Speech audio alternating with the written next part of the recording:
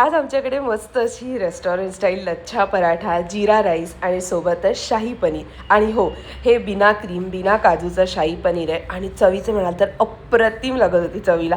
तर चला बघूया मी कशी बनवली. तर सगळ्यात आधी इथे मी 200 ग्रॅम पनीर घेतलं. ह्याला छोट्या क्यूब्समध्ये कट करून ह्याला आपण फ्राय करून घ्यायचं आहे आणि मग ह्याला गरम पाण्यात भिजत ठेवायचं जेणेकरून पनीर नरम राहतं. त्याचकडे 10 ते 12 लसूण पाकळ्या, 3-4 हिरव्या मिरच्या, 2 उभे चिरलेले कांदे, आलं आणि अर्धा दालचिनी सोबतच 3 ते 4 वेलची घालून परतवून घ्यायचं. आता ह्याला आपल्याला छान वाटून घ्यायचं.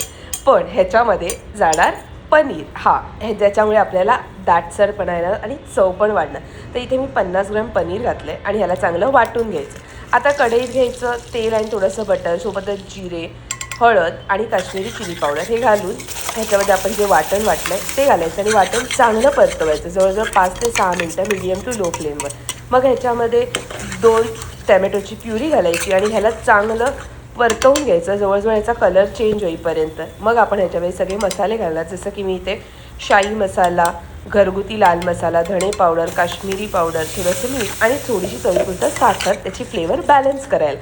हे चांगलं परतलं की ह्याच्यामध्ये वाफवलेले मटार, तळलेलं पनीर हे घालून परतवून आपल्याला पाहिजे तेव्हा पाणी घालायचं, कोथिंबीर आणि ही कसुरी मेथी मस्त आहे. आणि तयार झाला आपला हा शाही पनीर